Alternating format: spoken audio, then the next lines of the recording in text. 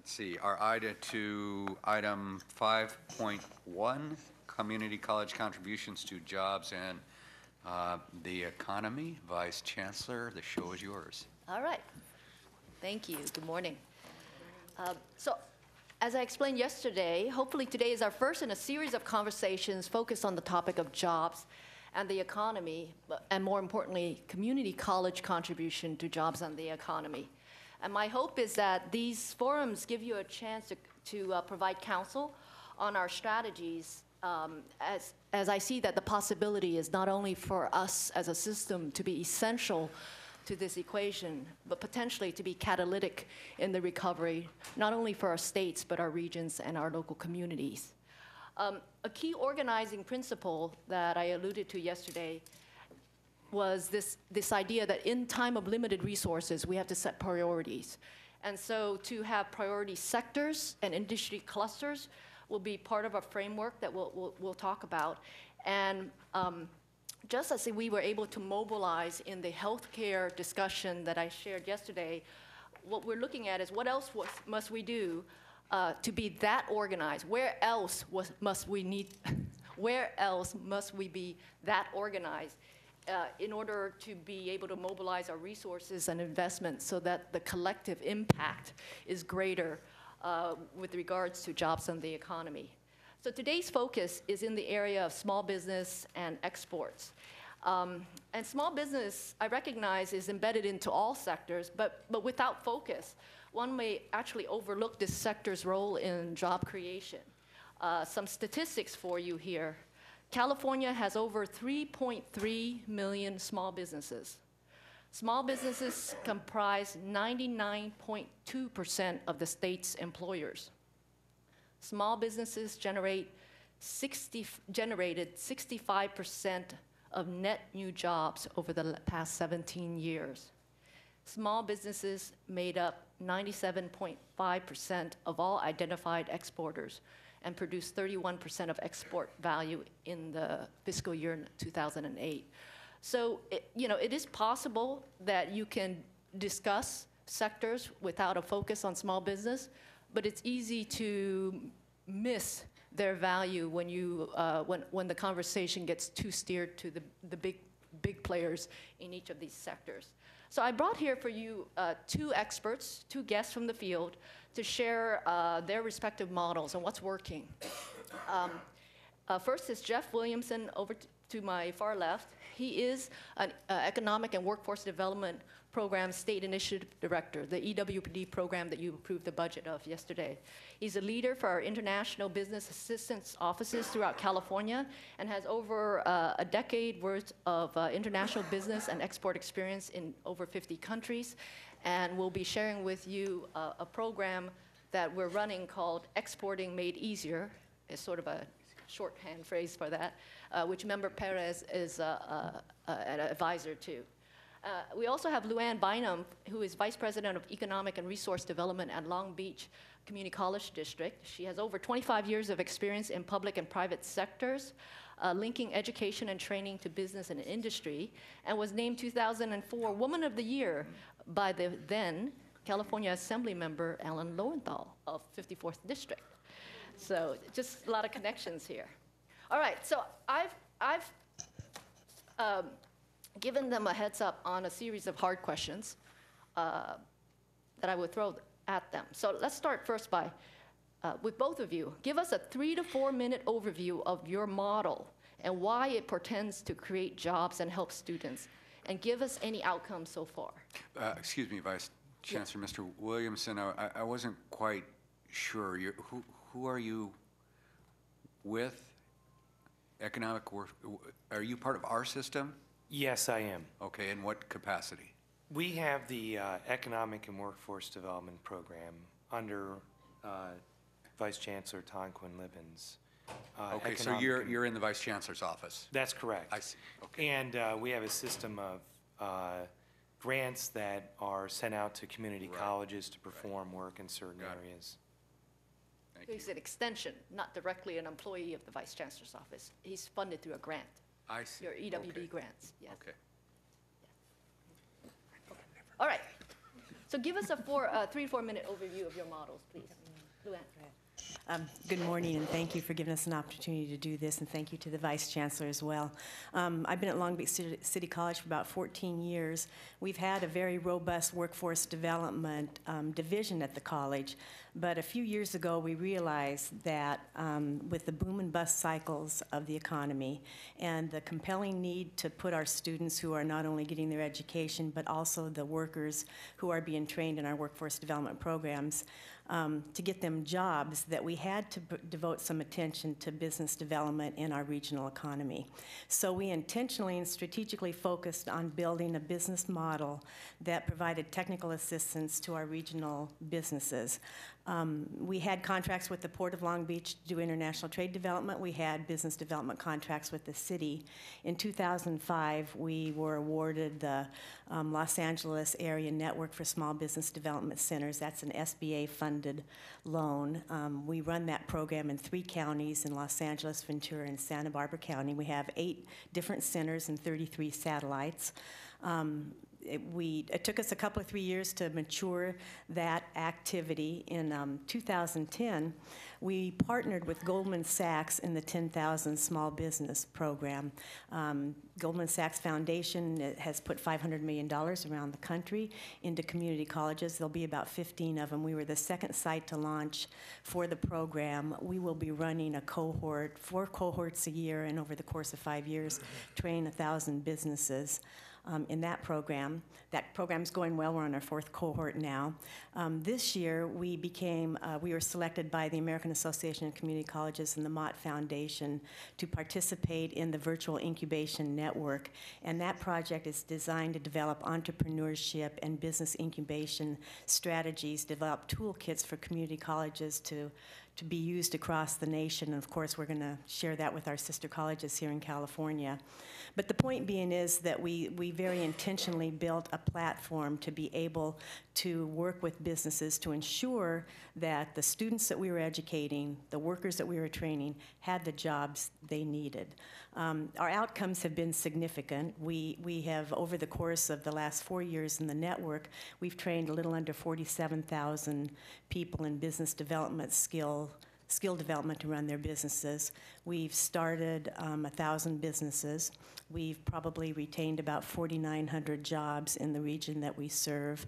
We've had a capital infusion in that region of about $153 million and an increase in sales about $150 million. So we're very happy to be able to have that technical expertise. It took a few years to do it, but nevertheless, it helps us be able to ensure that the people that are coming out of our schools and coming out of our training programs have really good, high-quality jobs.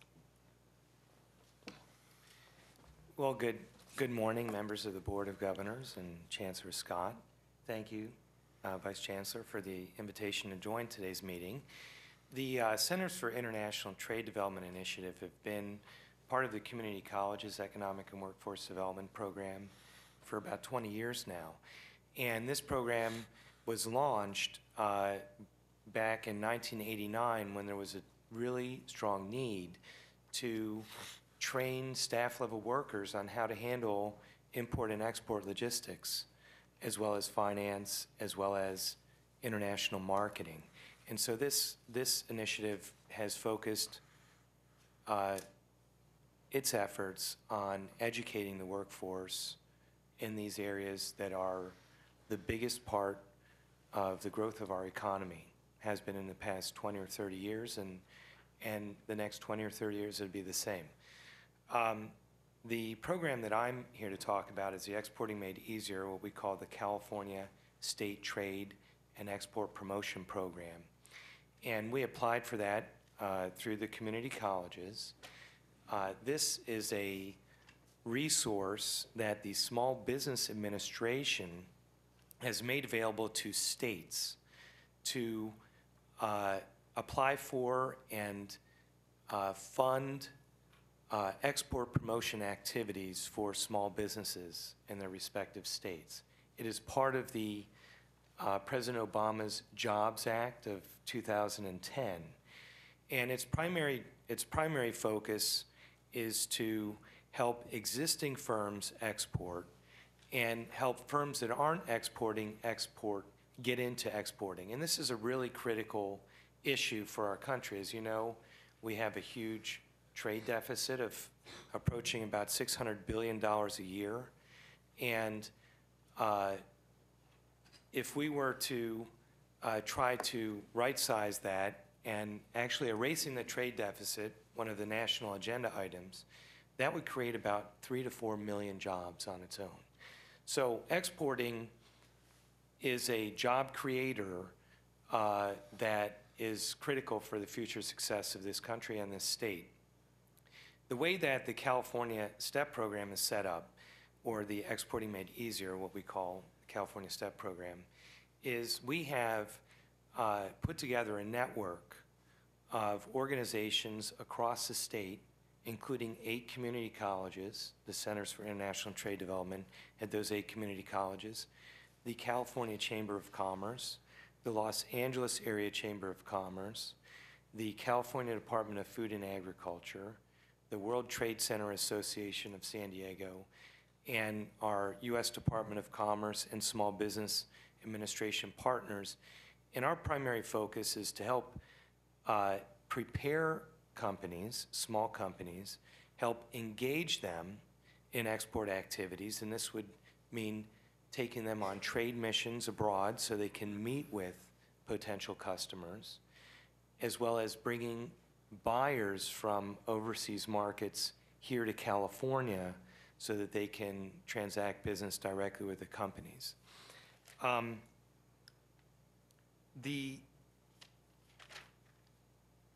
So how does this create jobs?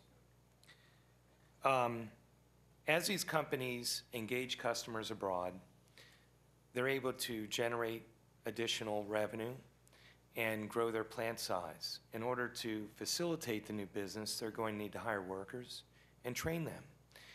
So for each $1 billion in exports, and California exports about $140 billion a year, for each $1 billion in exports, this sustains or creates an additional 5,000 to 6,000 jobs. So our effort really is focused on getting those firms to export so that then they have the capacity actually to hire new staff. And our job is to train them. So, Luann, the Goldman Sachs gave out 2 grants to California community colleges, as you mentioned. Now, one is yours, one is sputtering, the other one is generating jobs and growing revenues. What are the key success factors that must exist to replicate and scale your model? What is it about your success that's unique?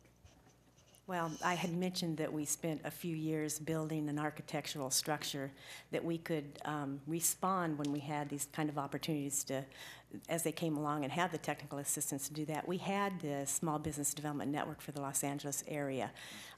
Our president, President Oakley, was approached by the American Association of Community Colleges and Goldman Sachs to solicit our interest in that program. And we had to turn it around literally in the course of about 6 weeks because they had a launch time set for last year, in June of last year. Just real briefly, the program for us, we have 40 people in a class. It's an 80-hour to 100-hour class. It's fully cost covered for those participants. Probably at the end of the 5-year period, Goldman Sachs will have put in about $15 million into the Long Beach program alone, and we will have trained about 1,000 businesses. The other factor, though, that worked for us at the college was that we have, we're not unique, but I think there's a few colleges like this, but there's not too many. We have all of the resources and assets for workforce and economic development under one administrative umbrella. So that includes community education, contract education, Perkins funds, grants, economic development, workforce development, and anything else that kind of falls into that bailiwick. That gives us the opportunity to be able to leverage opportunities, resources, and reduce duplication in what we're doing. So it creates an economies of scale for us. We have an incredibly talented staff of economic development practitioners that work in the area. They're energetic, they're passionate, they're opportunistic, and I think that helps the college as well because they work very closely as a team. But I think probably the most critical important factor is really leadership at our campus. I'm fortunate to have a boss that is an economic development practitioner as a CEO. He's worked in the private sector. He delivers the message and ties the message about education and training to job creation. And that makes a huge difference for us because it brings the entire college into alignment in terms of being able to focus laser-like on these kinds of activities. Our Board of Trustees just recently did their board goals for the year. They have 3 board goals. First one is student success, and that translates into our College Promise and our Promise Pathways initiative at the college. The second one is career technical education, economic development, workforce development linked together for viability in our regional economy. And the third is financial stability. So that kind of leadership alignment really does help us be able to focus and brings the college into alignment, brings our career technical programs into alignment. We're fully integrated into the college. We are not a standalone operation. We work very closely with academic affairs and all 44 of our career technical programs. So those kinds of things I think really help, but it's taken us a few years to get there. So Jeff, some may wonder, why are community colleges even involved in this Exporting Made Easier program? Give us an example of what are of either a stackable credential or a type of education or training that facilitates the ability of these businesses to export. Okay, well, that's an excellent question. Thank you for that. A lot of the, we carry out a lot of programs in the field to provide short-term training for businesses and for individuals. Actually, we train the individuals, and they just happen to work in the business, on, first of all, how to identify international customers, how to communicate with them, how to handle logistics of shipping products to other countries, how to handle customs issues, how to handle the legal aspects of contracting international sales, and ultimately the financing of those sales. And these are typically done in settings in cooperation with Small Business Administration, U.S. Department of Commerce, the Export-Import Bank of the United States, or for that matter, the California Department of Food and Agriculture when we focus on food and ag exports. Now, in the short run, what we're doing here is we are training staff-level folks and managers how to build the capacity in their firms to be able to take advantage of this business. In the longer run, what we are doing, what we have been doing, is we are developing curriculum that is then infused into the classrooms. So you have over 66 international business classes across the community college system that are a result of and were incubated by these short-term training programs on the front end. So our short-term goal is really to focus on getting the businesses and those employees ready for an order tomorrow. Our longer term is to build the capacity of the community colleges to train the next workforce of tomorrow to be able to compete in the global economy. Okay, so I'm going to close out with one question each, and then I'll open it up to the board, should you have questions or thoughts. So, Luann, tell us why, again, how does it help students when community colleges have a catalytic role in job creation? Well, California community colleges, I think, have about 2.6 million students. We're the primary driver of workforce development in the state of California. We are diligently working to educate. We are diligently working to innovate the workforce with incumbent workers and new entrants. And the job creation piece is absolutely critical.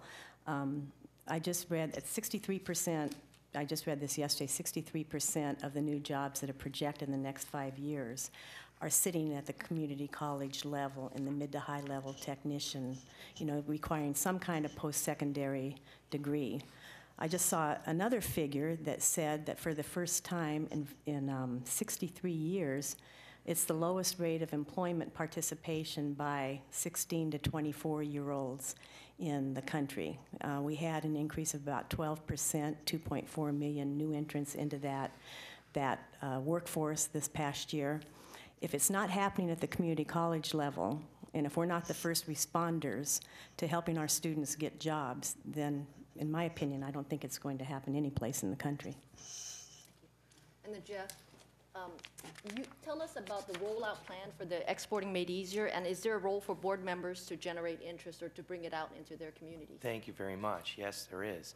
In fact, we have launched a website, www.californiastep.org, and that lists all of our partners, all the programs we have available, as well as the ways that companies can take advantage of these services. So we are really looking for just about every communication channel and every angle to reach out to the business community and share the opportunity for these companies to actually plug into a program that's going to help them leverage very scarce marketing dollars to be able to reach international customers a lot more cost effectively. And as they do that, obviously they're going to their business should have the chance to grow and expand. The assistance that we're looking for is we are targeting a number of California's important industry clusters. Those include medical products, including health and beauty aids, but definitely medical products. We are very strong in serving the information communications technology sector, ICT sector, as well as automation equipment, the food and ag industry, which combined is the second largest export sector for the state, and building products and environmental technologies. So we're serving a number of these sectors, and if any companies come to mind, we have a high-quality set of partners. This program, the Center for National Program, actually has received 3 presidential E-awards for export service excellence from Obama and Bush administration. So it's a tested program, and I think we provide a quality service. So anybody you refer to us, we'll definitely follow up with. Thank you. So can I open it up? Board members, any comments or questions? Vice President Perez. I just want to thank you all for coming in. I think oftentimes when we think of the role of the community colleges in learning, oftentimes it's with our traditional students. And a lot of times that learning is developed through partnering with corporations in the local community to understand what the workforce needs are of tomorrow to help create that workforce. But I think equally important, we need to also help train our businesses to be more successful, because that's also an extremely important component of job creation. So I think by you coming today, and thank you, Chancellor, Vice Chancellor, because I think it's important for us to be able to see the broader picture of how we are helping the small businesses in the community not only grow their businesses, but create more jobs as well. So thank you for sharing the information today. Member McDougall. I'd like to offer my thanks as well. I think the scope and quality of the programs you outlined are very impressive. And my question has to do with reach and impact, reach throughout the system and the impact throughout the system, because I recognize you're both place-based, if you will.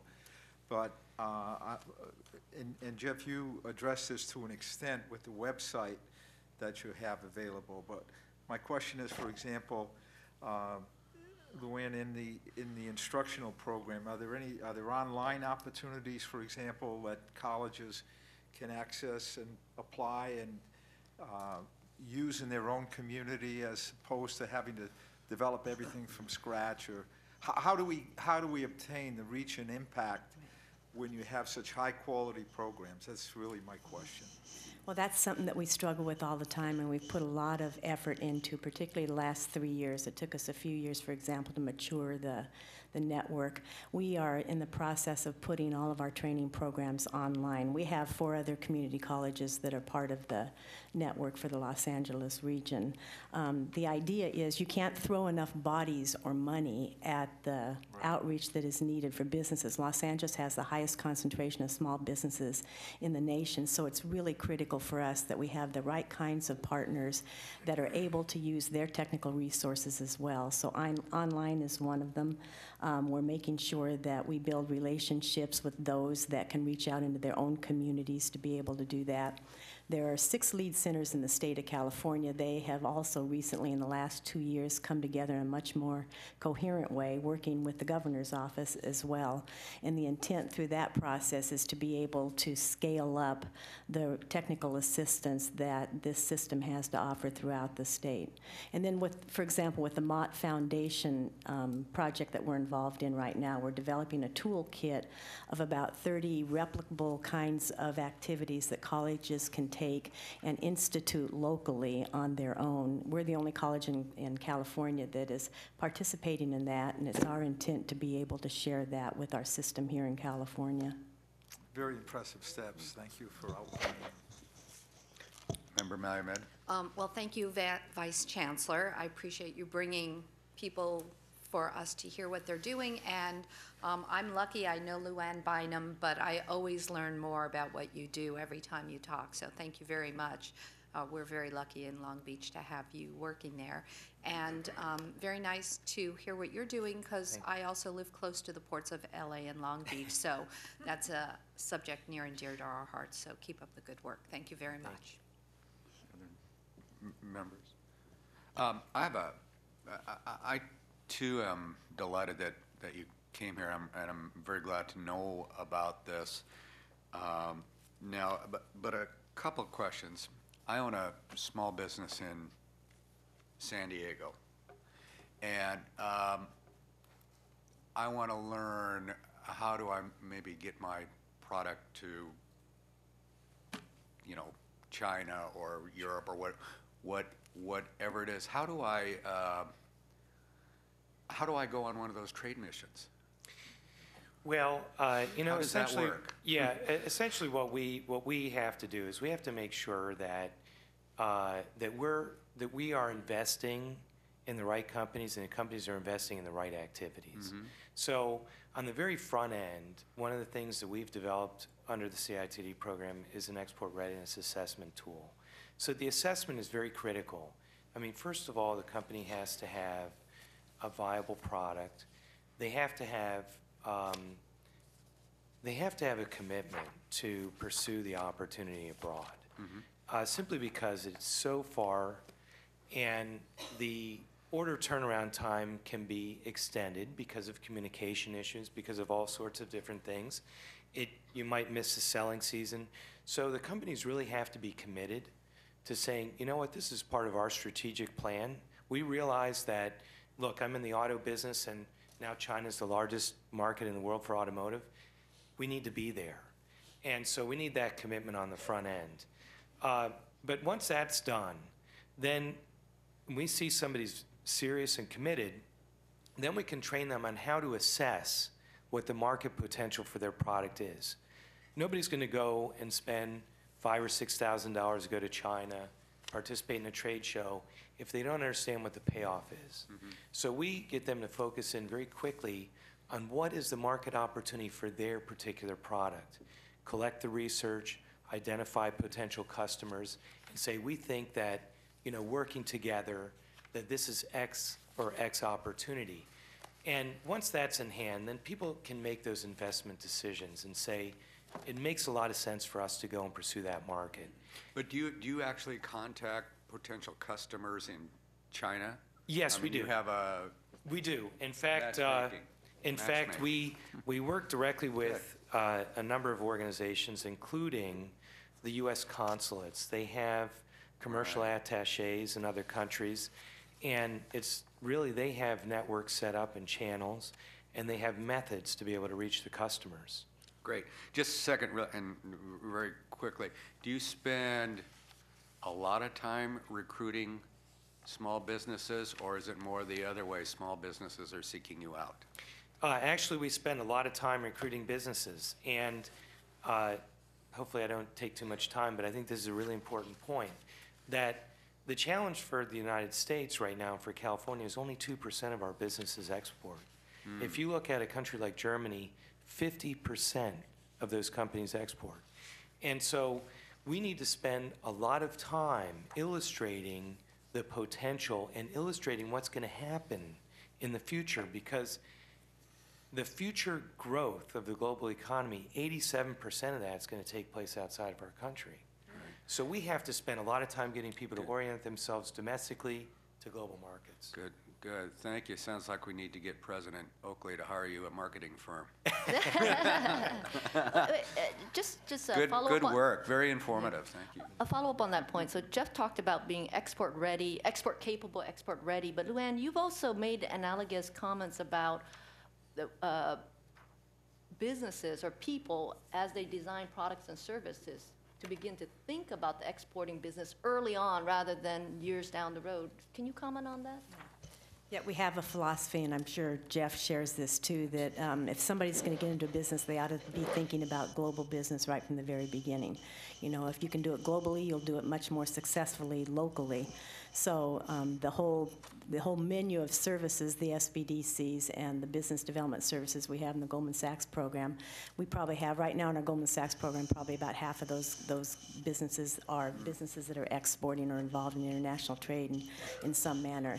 They're almost intricately linked. You can hardly separate them out when you think about the regional economy here in California and the importance of international trade.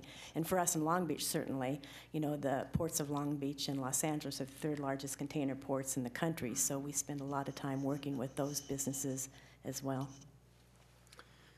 Member Ramos. Excellent presentation. I'm hearing a lot about the demand side in terms of providing the workforce and the enterprise extension from our place of focus to these international markets, and that makes a lot of sense. That's where we have a logical role. But looking at it from the other side in terms of, you know, what the importing countries would be interested in working around, is there an interface with trade missions from China or from Europe or Latin America or other countries, or are there trade offices that exist in California? Do we have another way to connect the dots that doesn't involve having to go to them, but actually bringing them to our business opportunities? Yeah, that, and maybe I can divide that in two parts. One is, yes, actually California is an ambassadorial rank for consulates. So any consular officer, general consul, has the equivalent of an ambassadorial rank. And we have about 88 different consul generals in California. The problem is that everybody wants to export. They're not promoting imports, right? So we don't get a whole lot of assistance out of the consular corps and those binational chambers and those binational enterprises. But what we do get a lot of assistance from is the federal government. You know, there is a national export initiative, and this program perfectly aligns with that, and we're very well integrated into that. The National Export Initiative ties together Department of Agriculture, Department of State, Department of Commerce, a whole bunch of these folks, and they actually help to identify those businesses that are seeking U.S. suppliers and send them our way. So we look at this as low-hanging fruit. We want to provide the opportunity for businesses that can't invest in maybe traveling abroad to be able to connect with international buyers right here at home. And we've been doing that, working with CDFA for many years. We call these inbound buyer delegations, and it's a low-cost way for them to get in touch with and meet potential customers. And it's a very effective, cost-effective way to do that. But we rely on our federal partners, we rely on private business groups and business associations. Those generally are the ones that bring those opportunities to us. Thank you. Yeah, if I can add something to that too, we have contracts. I mean, a lot of colleges do run contracts. We have a contract with the Port of Long Beach and the City of Long Beach to handle the city's international trade office. We get many, many contacts through the port, because the port has offices, has the funding to be able to have offices overseas. Most of you are probably aware that California no longer really has offices overseas since Trade and Commerce has gone away, but those business partners that Jeff's talking about, they maintain offices overseas. The port funnels those contacts to us, and then we end up handling the incoming trade delegations that come into the port and the city for Long Beach. So just out of curiosity, what are the, you mentioned China, which is logical. What are the countries or the regions that seem to be the best fit for, are these more tech-oriented or medical instrumentation or other sectors that we're talking about? Well, you know, each segment, and many of these are what they call global segments now, so they don't necessarily have a geographic concentration because, you know, medical products are global products by nature. However, there's concentrations of big buyers in certain areas. China's obviously the big one, and tremendous growth there. You know, Germany, I mean, Europe still is very strong, even though they're going through a little bit of tumbling here and there. Brazil, and India as well. So, you know, this is where we're seeing, you know, the so-called BRIC countries, Brazil, India, Russia, and China. But, you know, Europe's very strong buyers, and quite frankly, the industries that are very successful in California are those global industries. Information technologies, medical, they are global in nature, which is really helpful. Okay, thank you all very much. Okay, so let me just conclude. In this kind of the question of job creation and the economy, I think it's pretty clear that there's no silver bullet in terms of, especially in terms of large companies carrying the day for us. And so the equation will have to be a combination of investments, strategic investments in terms of placing priority, such as on the small business exporting sector, and then just hard work to connect the dots, which is what I believe you all have been suggesting to us. Thank you very much for the forum. Thank you. Thank you.